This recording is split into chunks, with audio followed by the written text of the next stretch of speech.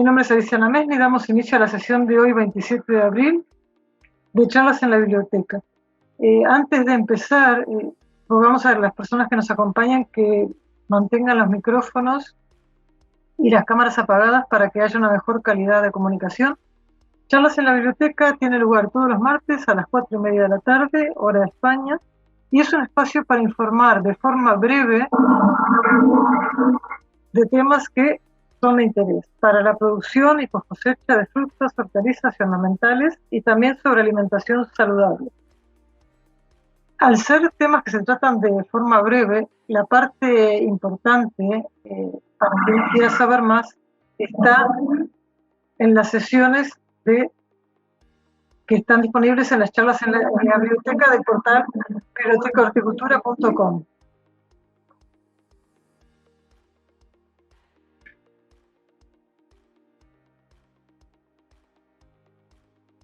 En ella se encuentra el acceso a más información sobre cada tema, así como los correspondientes vídeos y podcasts.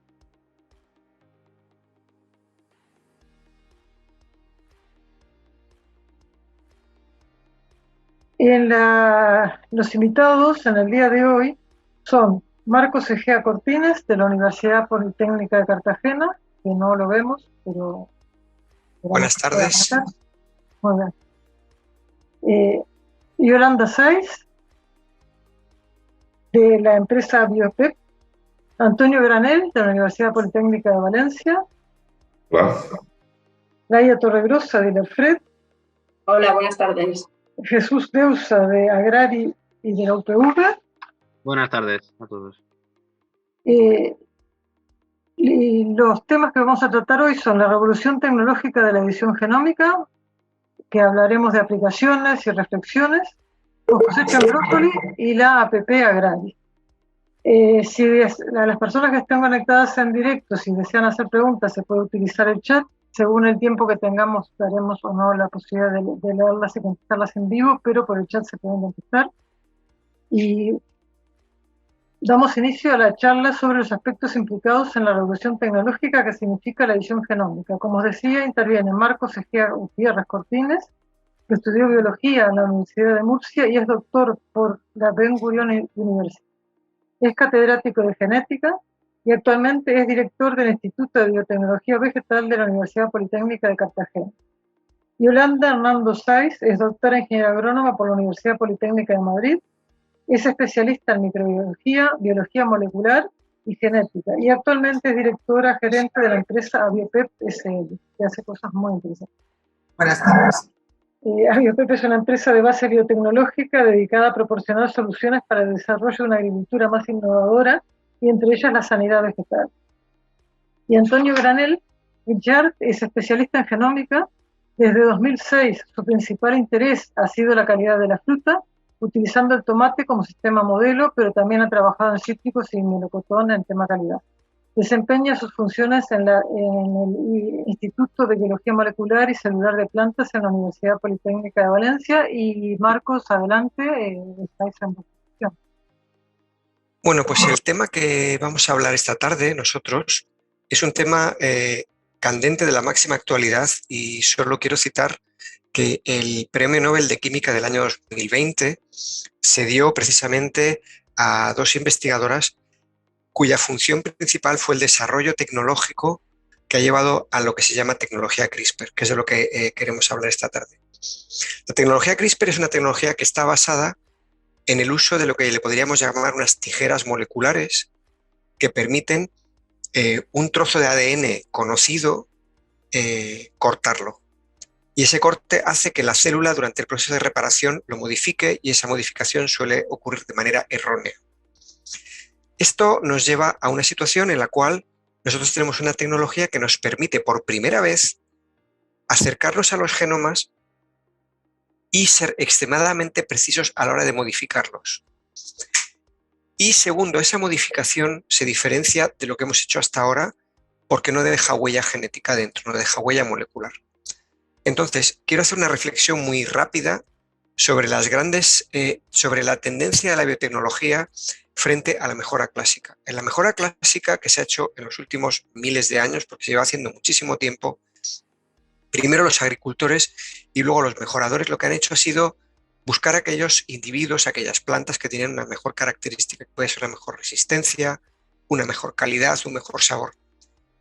Y cuando se empezaron a hacer ya investigación de genética más avanzada, se llevaban a cabo unos trabajos por los cuales se llevan a cabo cruzamientos entre dos líneas.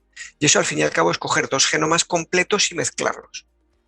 Eso tiene como principal ventaja que tú, el investigador o el agricultor, va viendo siempre, va buscando esa línea o esa planta que le da los caracteres que necesita, pero tiene una desventaja muy importante, y es que cuando se hace ese cruzamiento, muchas veces incorporamos genes que no nos interesan.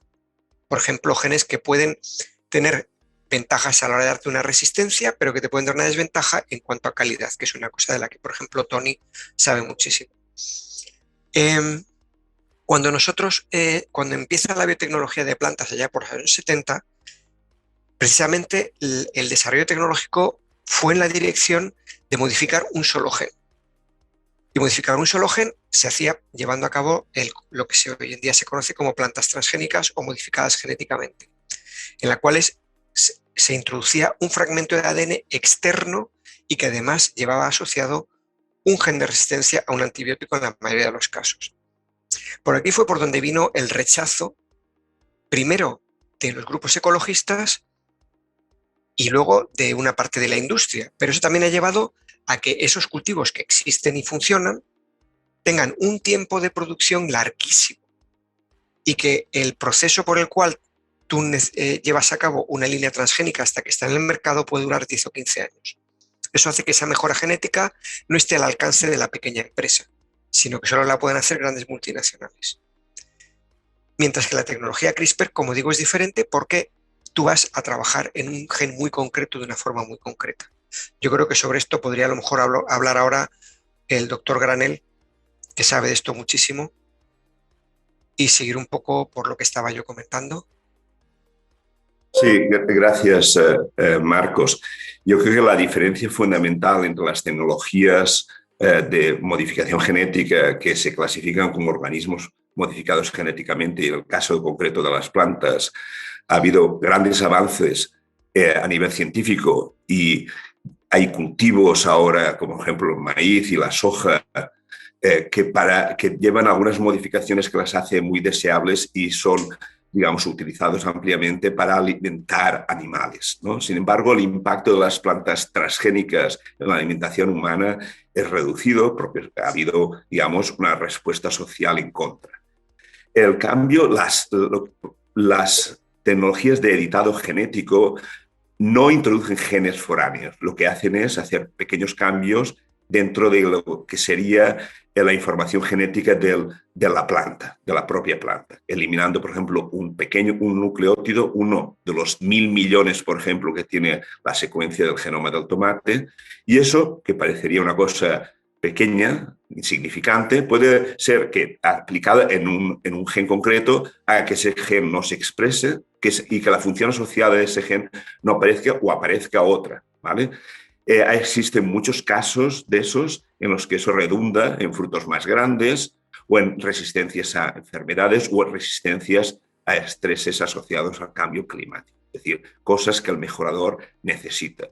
Lo importante de esta técnica, aparte de tecnología, aparte de que es rápida y precisa en su aplicación, es que no deja otros parte del genoma afectado, como ha indicado Marcos, que es una de las consecuencias, por ejemplo, de utilizar recombinación o introducción de genes de otras especies o de especies relacionadas cuando se hace mejora asistida por marcadores, que es lo que normalmente hace el mejorador habitual, tradicional, ¿vale? Luego estaría la precisión, la rapidez. La rapidez es muy importante porque si uno tiene un cultivo y de repente aparece una enfermedad emergente y hay que introducir genes de resistencia, el método tradicional tardas 8 o 10 años, esto podría ser a lo mejor 3 o 4 años, ¿vale? Introducirlo digamos, en las variedades definitivas, ¿no? Es decir, acortar tiempos es importante, pero también es importante tener en cuenta de que esta técnica se puede aplicar a un gran número de genes simultáneamente. Y hay ejemplos claros, por ejemplo, colegas nuestros, Francisco Barro, en la Universidad en el CSIC, en Sevilla, ha conseguido líneas de trigo que simultáneamente silencian, es decir, eliminan del trigo las gliadinas, que son proteínas que van asociadas con la enfermedad celíaca. Entonces, existen también, por ejemplo, proteínas alergénicas en tomate. Nosotros tenemos líneas que no producen proteínas alergénicas y hay varias. Eso por métodos tradicionales, por mutagénesis al azar, seleccionando mutantes y cruzándolos, tardaríamos centenares de años y sería muy difícil de conseguir. Es decir, esta técnica, la técnica de CRISPR, que dirige la maquinaria de edición a sitios concretos del genoma donde queremos, que no introduce información definitiva en la planta, simplemente cambia la información que la planta ya tiene, es una técnica muy poderosa que otros países ya están adoptando y están desarrollando variedades y que Europa, con la actual legislación, está quedándose atrás. Sí, digo que como empresaria, ¿cuál es tu visión de CRISPR? Vamos a ver, muchas gracias, Marcos, y muchas gracias a Alicia por darnos la oportunidad de aportar aquí nuestra visión. Vamos a ver, aquí hay algunas cosas que sí que me gustaría perfilar. La investigación es fundamental. Quiero decir que a lo mejor la tecnología CRISPR nos permite acelerar un paso en la incorporación de un carácter genético en una variedad, pero si no sabes qué es lo que tienes que manipular o cuál es el carácter responsable de esa resistencia o de esa calidad o de ese alergeno, pues eso lo necesitas. Esto lo que te va a permitir es, de una manera muy dirigida, una vez que tienes ese conocimiento, que lo puedes haber generado en una especie modelo no cultivada, ir a la especie cultivada y editarlo. Ahora, como bien has dicho tú al principio, Marcos, el tema de los organismos modificados genéticamente lo que ha supuesto es que no únicamente la investigación, sino todo el proceso para conseguir las aprobaciones reglamentarias necesarias para poder poner un producto de esas características en el mercado, ha hecho primero que solamente sean para cultivos extensivos, es decir, como bien ha dicho Tony también, soja, maíz, cultivos que ocupan muchísimas extensiones de terreno en el mundo y que por lo tanto pues tienen ese valor o ese volumen de negocio asociado. Eso por un lado. Además, son costes regulatorios de cerca, creo recordar que las últimas estimaciones que teníamos estaban cerca de 100 millones de dólares, que evidentemente eso solamente lo puede hacer una gran multinacional. ¿Qué ocurre? Que luego las empresas pequeñas tienen que licenciar a esas grandes multinacionales los pequeños caracteres que quieren incorporar a sus variedades. Entonces, el caso del CRISPR es distinto. Estamos ahí a la espera de cómo se va a pronunciar qué está ocurriendo en otros países en el tema de esto se considera como un organismo modificado genéticamente, sí. En el caso de Europa hay mucha presión científica porque no se debe considerar organismos modificados genéticamente, pero no sabemos qué va a ocurrir al final. No obstante, a mí sí que hay una cuestión que me ronda la cabeza. Vamos a ver, cuando alguien legisla, tiene que implementar los mecanismos de control. ¿Cómo podemos saber si una variedad, pongamos, de cualquier especie cultivada, incorpora un carácter editado genéticamente y Europa decide que va a legislar que son organismos modificados genéticamente? ¿Cómo lo puede controlar? Yo no lo sé, pero me parece que no es tan sencillo de controlar. Entonces, a lo mejor ahí tenemos que hacer un planteamiento diferente. Es decir, el legislador, cuando legisla, tiene que dotar de mecanismos de control. Y si esos mecanismos de control en algún momento nos damos cuenta que eso no es tan sencillo, pues a lo mejor lo que tenemos que contemplar es qué diferencia hay entre una variedad de lo que se ha mutado por métodos tradicionales tipo EMS o cualquier otro tipo de método tradicional y que está aceptada porque es tradicionalmente como se ha generado variabilidad en muchas especies y ha generado variedades comerciales, ¿cómo podemos distinguirla de una variedad que incorpora un carácter editado genéticamente? Si eso no es tan sencillo, pues a lo mejor es que nos estamos equivocando, no lo sé. No sé qué pensáis vosotros. Bueno, yo creo que el hecho de que efectivamente algunas formas de editado genético resultan en variedades o plantas que son indistinguibles de otras que se hubieran producido por métodos de mutagénesis aceptados por la actual legislación como no transgénicos, digamos, o de no organismos modificados genéticamente, no evita de que efectivamente se continúe la ley. La ley indica que si tú tienes una variedad editada la tengas que declarar como tal y tengas que someterte.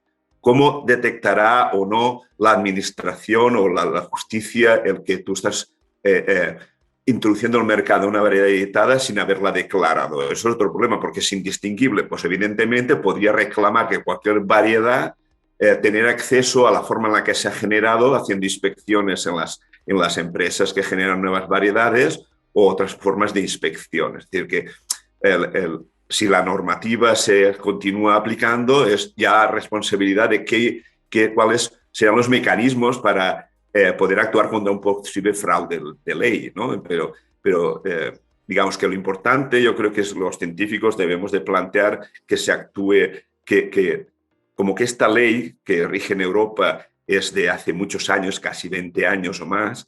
Entonces, y que en aquellos tiempos no se pensaba para nada que seríamos capaces de editar el genoma in situ, y que lo que más se preveía en aquellos momentos era introduciendo genes desde fuera, que eran fácilmente detectables porque no eran normales en el organismo, y esas son las formas en las que habitualmente se detectan los organismos modificados genéticamente, que es viendo que hay cosas que no están allí. Pero normalmente también cualquier evento transgénico que se reporta y se intenta vender en Europa, evidentemente va asociado con que este es mi gen y esta es la forma de detectarlo, ¿no?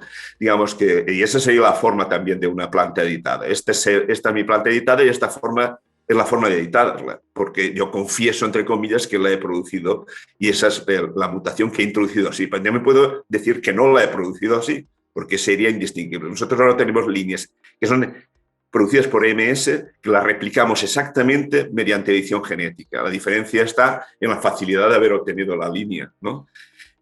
También es verdad que para poder implementar esta tecnología de forma, digamos, mejor es conociendo qué gen tienes que dirigir la máquina de edición, pero esto también puede ser una forma de edición de mutagénesis dirigida a cada uno de los genes del genoma.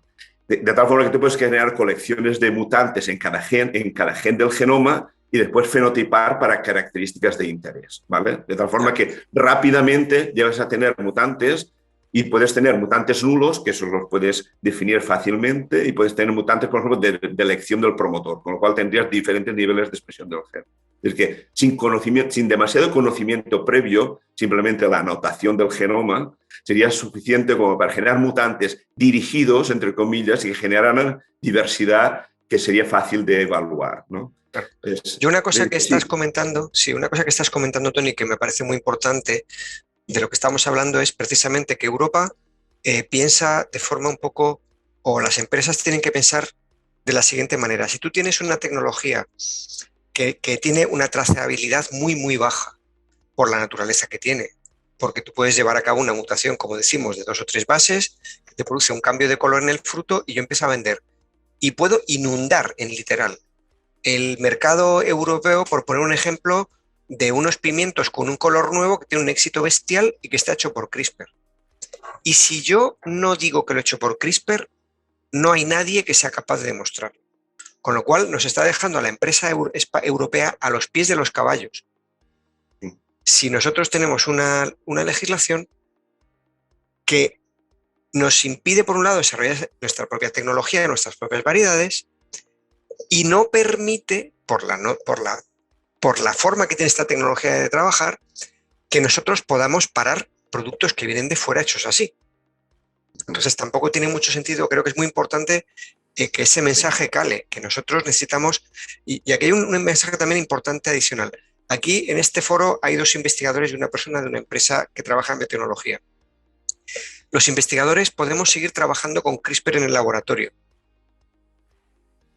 La nueva ley a nosotros nos va a afectar poco, porque nosotros tenemos ya una ley que rige el desarrollo de transgénicas, etcétera, que está ahí, pero si la ley nueva sale y es restrictiva, el principal cuerpo al que le va a afectar de forma negativa va a ser el mundo empresarial, no la ciencia.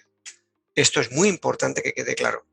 Nosotros podemos seguir trabajando tal y como está y no nos pasaría absolutamente nada. Ahora bien, podemos poner un ejemplo muy sencillo que es de post cosecha pura y dura. En 2016 salió un champiñón que no pardea en Estados Unidos, al cual habían modificado 3 genes relacionados con la polifenol oxidasa, que es la que produce el pardeamiento cuando se corta. Y 9 meses después, esa variedad es la número 1 en todo Estados Unidos. Porque nadie quiere un champiñón que pardee. Y cuando tienes un champiñón que no pardea, la poscosecha es infinitamente más fácil. Y no hay quien pare esa variedad. Y si la empresa no lo hubiera dicho, tampoco sabríamos que lo han hecho así. Entonces estamos en esa situación en la cual pueden venir desde fuera variedades que son excepcionalmente buenas. Porque como dice Tony, se pueden trabajar sobre 5, 6, sobre 8 genes a la vez. Y que nosotros estemos indefensos como sector. Me parece que ese es un mensaje increíblemente importante. Efectivamente. Nos vamos a encontrar con que es una tecnología muy potente, pero que si la actitud legislativa en Europa no cambia, va a estar fuera de nuestro alcance. O sea, podemos hacer un esfuerzo, pero no vamos a poder. Yo ahí sí que pienso que es la empresa la que tiene que implicarse en Europa. O sea, los investigadores estamos haciendo nuestro trabajo. Mañana, por ejemplo, hay un seminario en el cual va a actuar José Pío Beltrán, en la cual se va a hablar sobre el Pacto Verde en Europa y van a hablar sobre esto. Es decir, Tony Granell, por ejemplo, y yo estamos también en una acción conjunta de universidades y centros de investigación europeos para apoyar que la legislación se quede abierta. Pero es la empresa la que tiene que hacer un esfuerzo en mover a sus lobbies en Bruselas para que esto ocurra. Porque si no, yo veo el futuro muy oscuro. Tiene razón. Así, escuchando lo que comentáis, trae similitudes con situaciones que han ocurrido, por ejemplo, con Uber, ¿no? Es decir, bueno, el tipo de economía que se está viviendo pues requiere apertura a otras situaciones, ¿no? Y evidentemente la desventaja que sería para Europa que las empresas no pudieran utilizar esta tecnología es importante. No sé si queréis comentar algo más y si no, os agradezco. Antonio, creo que quieres decir algo. Sí, yo creo que las grandes empresas evidentemente tienen mayor capacidad, pero esta tecnología es relativamente sencilla de implementar. Y si no hay trabas administrativas o legales, las pequeñas empresas pueden beneficiarse con una legislación que no les cargue con tiempos extensos y con costes que no pueden asumir esta tecnología. De tal forma que pueden innovar. Se puede innovar, por ejemplo, en la tradición, las variedades tradicionales, de las cuales, por ejemplo, en Europa, en variedades de tomate, es riquísima la variedad tradicional. Sin embargo, muchas variedades tradicionales, si no todas, no tienen resistencia a la mayor parte de enfermedades. Y el desarrollar variedades resistentes a enfermedades o con determinadas tipologías son fáciles de hacer con estas nuevas tecnologías que podrían, con consorcios público-privados, entre grupos pequeños de investigación y la empresa pequeña, incluso asociaciones de productores, se podrían llevar a cabo con facilidad. Es decir, que esta tecnología es la democratización de poder llevar la mejora genética de forma dirigida y de forma fácil y rápida a las asociaciones de productores incluso. Muy importante. Antonio, Marcos, ¿algún comentario más? Estás con el micrófono apagado. Sí, yo no tengo mucho más que añadir. La verdad creo que hemos puesto encima de la mesa un poco unas pinceladas de lo que esto significa, de las posibilidades tecnológicas y de la importancia de que salga aquí una legislación que permita al mundo empresarial respirar y ser competitivo. Y como tú decías, mañana, perdona Yolanda, mañana hay un foro que a las personas que les interese profundizar en esto también pueden asistir. Exacto, sí. Efectivamente. Yolanda, pues... Nada, yo quería comentar que efectivamente que en Europa deberíamos ser capaces de tener una legislación con un enfoque más práctico y más cercano a la realidad productiva y social, más que meternos en discusiones de mayor calado. Vamos a poner esto sobre la mesa y vamos a hacerlo asequible a las empresas pequeñas. Bueno, muchas gracias. Pues nos damos... Marcos, ¿tú querías decir algo? No. Pues Antonio, Yolanda, Marcos, muchísimas gracias, es muy interesante, gracias por haber participado. Os invitamos a continuar si os apetece y a continuación damos paso a Laia Torregrosa. Laia Torregrosa estudió Ingeniería Técnica, especialidad mecánica en la Universidad de Lleida, es doctora en Ingeniería y Tecnologías de la Información y es la encargada del departamento de I+D de Ilerfred. Ilerfred es una empresa especializada en frío, con instalaciones de frío en diferentes industrias, incluyendo en el sector que nos ocupa muchísimas atmósfera controlada. Yo diría que han sido los pioneros en España de preenfriamiento, teniendo CDS y tal. Laia, te escuchamos. ¿Cómo hay que tratar el bien al brócoli en post cosecha? Hola, buenas tardes. Muchas gracias, Alicia, por esta oportunidad y gracias en nombre de Ilerfred también para dejarnos pues, presentar un poco, ¿no?, cómo conservar el brócoli, este nuevo imprescindible actualmente en nuestras dietas. Bien, el brócoli es un producto vegetal con un creciente interés por sus grandes propiedades nutricionales. Es muy rico en vitaminas A, C, E y K, antioxidantes, potasio, magnesio y ácido fólico, entre otros. Es idóneo en dietas para diabéticos, para la salud del corazón, como alimento para prevenir el cáncer, la evolución de enfermedades degenerativas. Por eso, cada vez más es un imprescindible en nuestras dietas saludables y más en nuestras dietas mediterráneas. Me gustaría destacar un artículo que publicó la revista Mercados. En los últimos años nos comenta que el interés de este alimento ha crecido a nivel mundial y en España publicó que el año pasado el consumo per cápita de brócoli se ha multiplicado por 10 en los últimos 10 años, pronosticando que cada español consumiría 2 kilos de este producto frente a los 200 gramos que se consumían en el 2010. Una vez cosechado, su calidad sensorial sufre una rápida reducción, manifestándose, por ejemplo, con una pérdida del color verde y volviéndose de un color amarillento con apariencia indeseable. La senescencia también conlleva la alteración de los tejidos, la peroxidación lipídica, la degradación de las proteínas y la pérdida de compuestos antioxidantes, lo que disminuye el valor nutricional del producto. Es por ello que se han desarrollado distintos índices de calidad, como por ejemplo la escala de valoración de color, tanto de la cabeza del brócoli como del tallo. El brócoli debe ser de un color verde brillante oscuro, compacto, es decir, firme cuando lo apretamos con la mano, con absencia de brotes amarillos o caídos, ¿no?, secos que se caigan. Y con el tallo de color verde y de la longitud requerida. Es un producto que tiene una baja producción de etileno, inferior a 0,1 microlitros kilo hora a 20 grados. Pero, por otro lado, es extremadamente sensible a la exposición del etileno exógeno.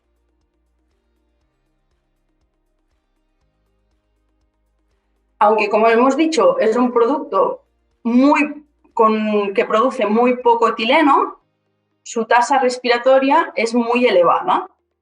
El brócoli es un producto muy perecedero y llega a respirar entre 140 y 160 mililitros de dióxido de carbono kilo hora a 20 grados. Es importante tener en cuenta que durante su vida post cosecha, el brócoli puede generar hasta 35.000 BTU de calor por tonelada y por día 5 grados. Este dato, en comparación con el calor generado por la lechuga, es hasta 70 veces mayor que muchas otras.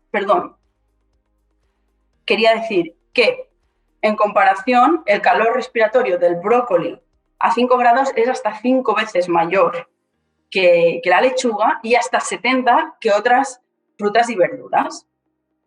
Es por ello que es esencial enfriar rápidamente para eliminar el calor de campo y evitar el rápido deterioro de este producto. En ILEFRED, en Industrial Lleridana del Frío, somos especialistas en preenfriamientos rápidos tanto en agua como por aire. Diseñamos, desarrollamos e instalamos hidrocoolings, tanto estáticos como dinámicos, y túneles de aire forzado fijos y móviles. Las cualidades visuales y organolépticas del brócoli dependen en gran medida de las condiciones de almacenamiento. En frío normal, se recomienda normalmente almacenar el brócoli a temperatura alrededor de los 0 grados y con humedades relativas superiores siempre al 95%. Bajo estas condiciones, se consigue almacenar el brócoli unos 15-20 días, siempre, claro, dependiendo de qué variedad estemos trabajando. En los últimos años se han aplicado técnicas de atmósfera controlada para poder alargar su periodo de conservación. La respuesta de los productos hortifructícolas cuando se conservan bajo atmósferas modificadas varía evidentemente según la especie, la variedad y el grado de madurez en la cosecha. Y pueden tener respuestas fisiológicamente beneficiosas o no deseadas. Se desea conseguir el enlacecimiento de esta senescencia, reduciendo la tasa respiratoria, la decoloración, el daño oxidativo, la degradación de la clorofila y la sensibilidad al etileno.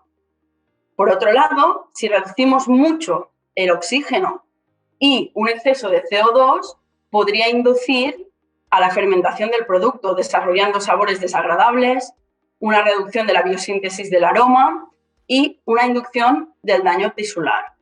Esto es por esto que es muy importante analizar cada variedad, las características de almacenamiento de cada variedad y de cada cultivo y en función, pues, de la zona geográfica que se esté conservando.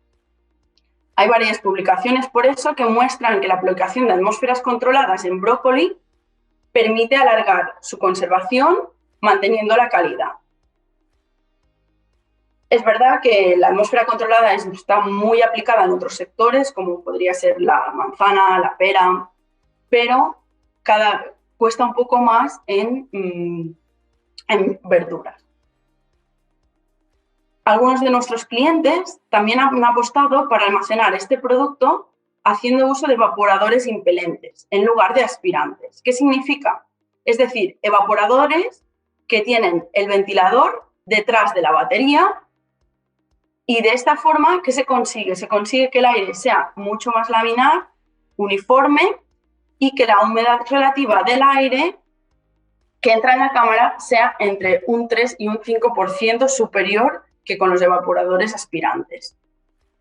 Y también implican un incremento de la temperatura del aire por parte del ventilador, de entre 0,2 y 0,3 grados, consiguiendo conservar el producto en buenas condiciones hasta, algunos de nuestros clientes han podido llegar a los 40 días. Bien, y con esto he hecho una pincelada de la conservación del brócoli, así que muchas gracias.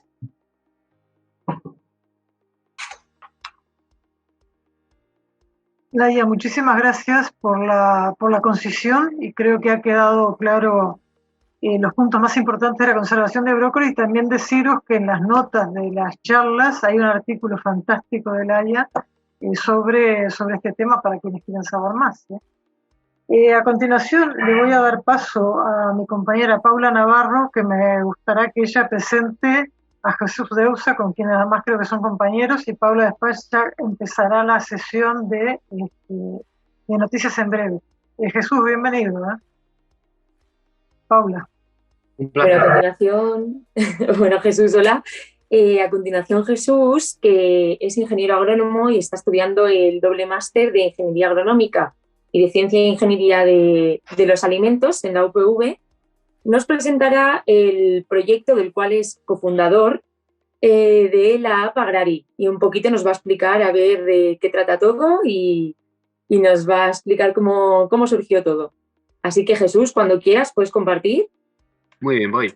¿Me decís cuando lo veáis? A ver si lo veis todo bien.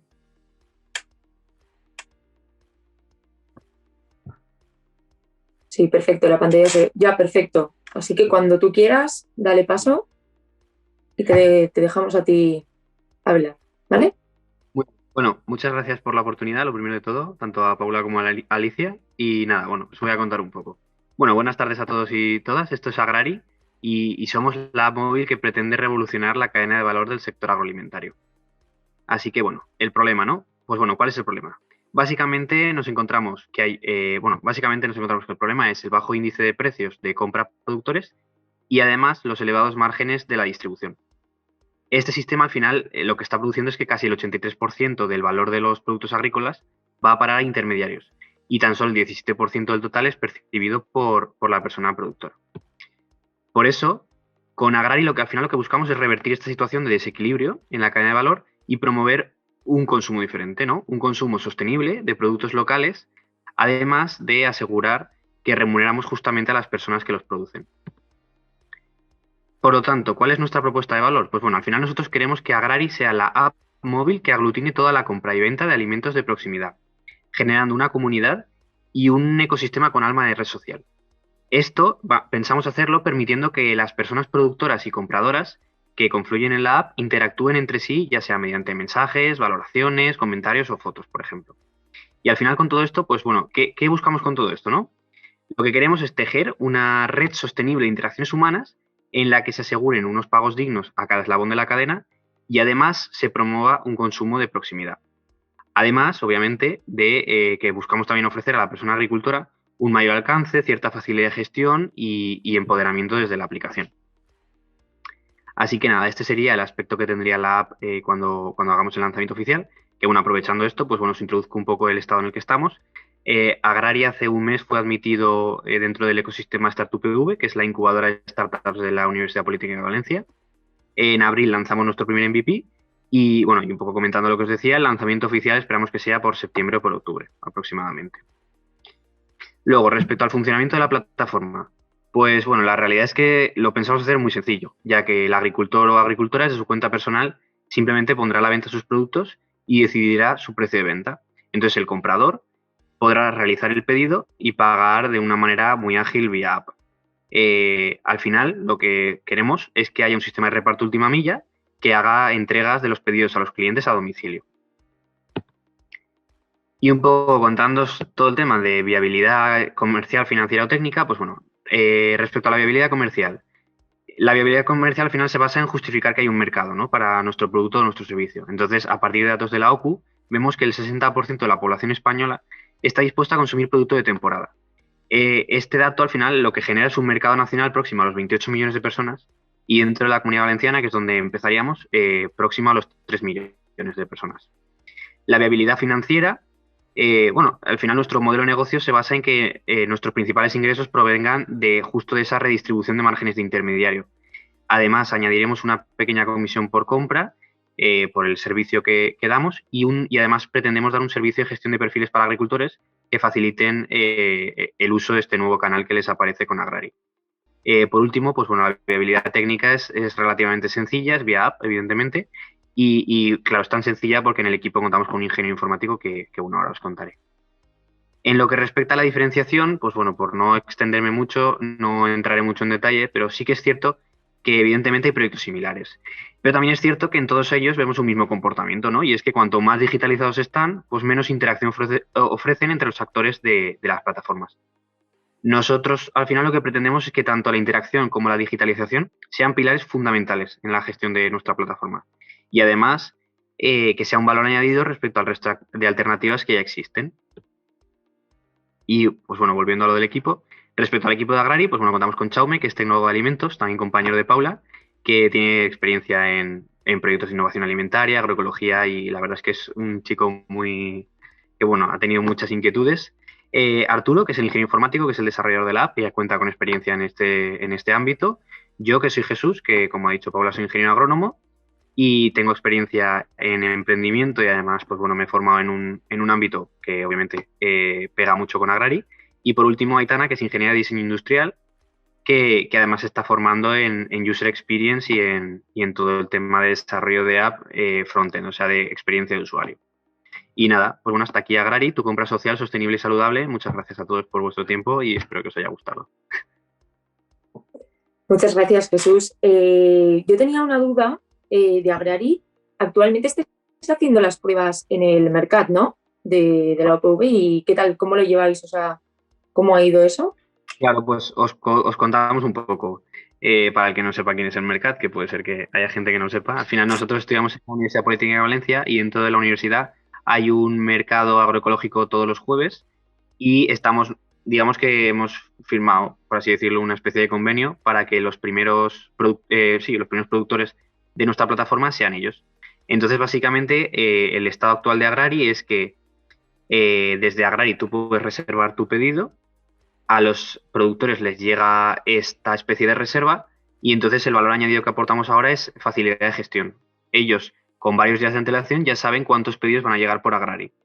Y entonces, sobre todo para tema de... Porque claro, ellos llevan el género. Entonces, hay días que pueden llevar de más o pueden llevar de menos.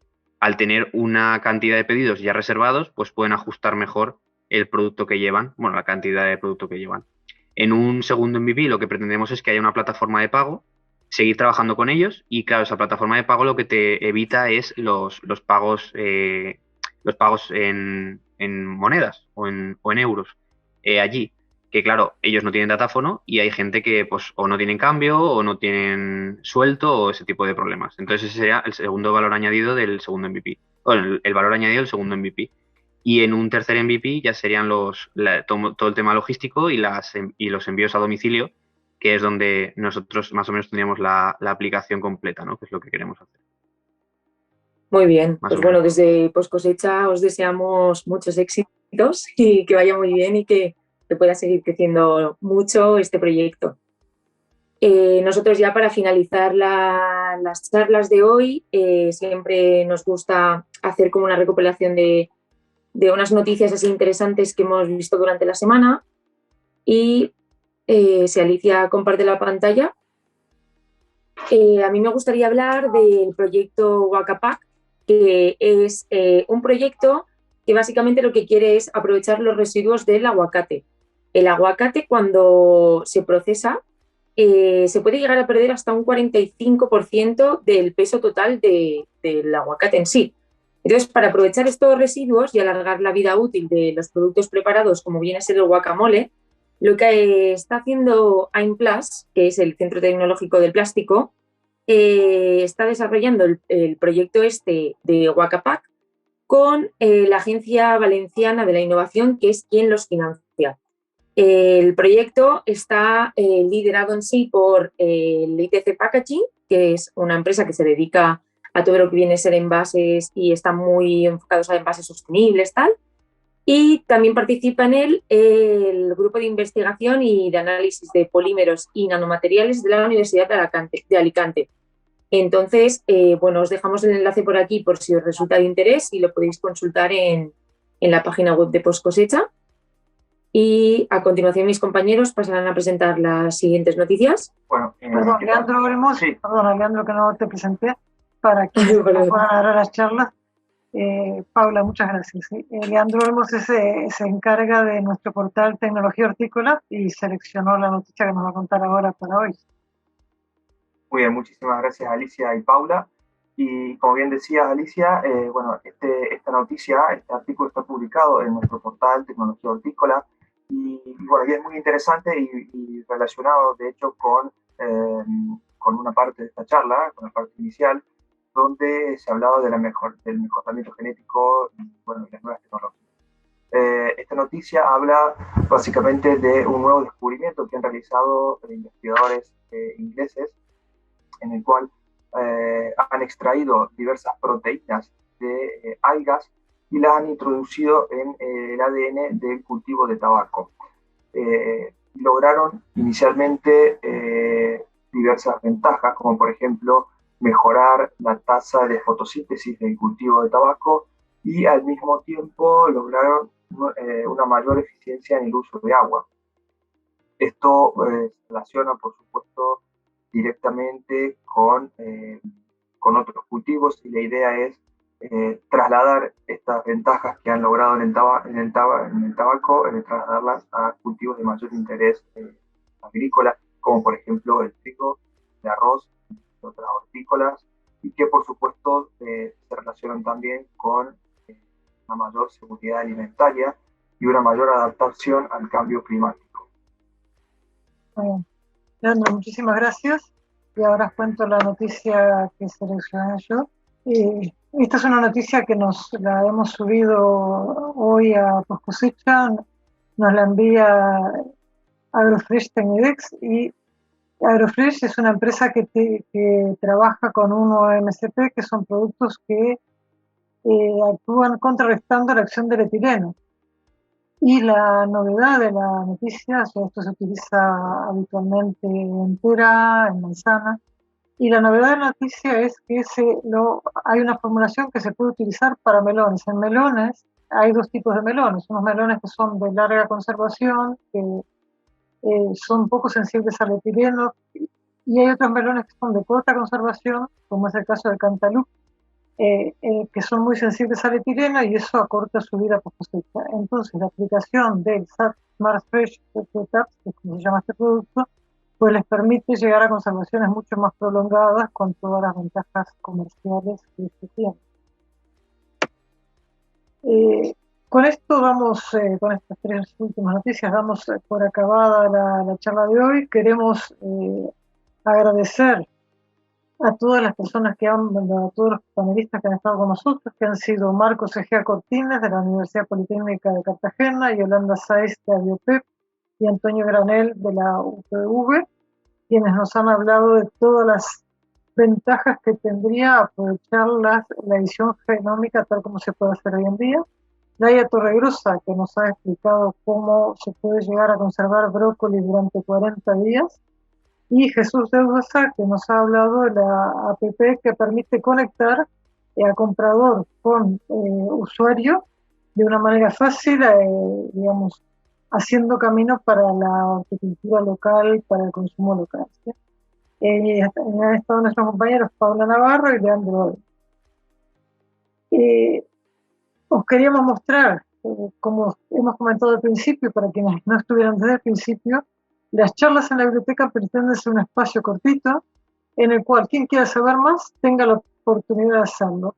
A partir del viernes estará colgada las notas de esta charla en donde se está viendo en la pantalla, que es para quienes no estén viendo la pantalla, en nuestra dirección bibliotecahorticultura.com, y en las pestañas de arriba hay una parte que dice las charlas y ahí se encuentran colgadas todas las charlas que han habido. La pestaña de las charlas está al lado de la pestaña de agenda, que es otra pestaña interesante para quien quiera estar al tanto de las actividades que se realizan, como por ejemplo la edición genómica, el análisis de la edición genómica que se comentó hoy, que mañana hay un evento que va a durar, en el cual se va a analizar en detalle. Muchas gracias a todos, que seamos felices esta semana, y a los que quieran compartirlo en directo, os invitamos el próximo martes, igual que todos los martes a las 4:30 aquí, y quien no pueda estar en directo no tendrá la oportunidad de hacer las preguntas a través del chat, pero puede escuchar el podcast o ver el vídeo cuando quiera. Muchas gracias.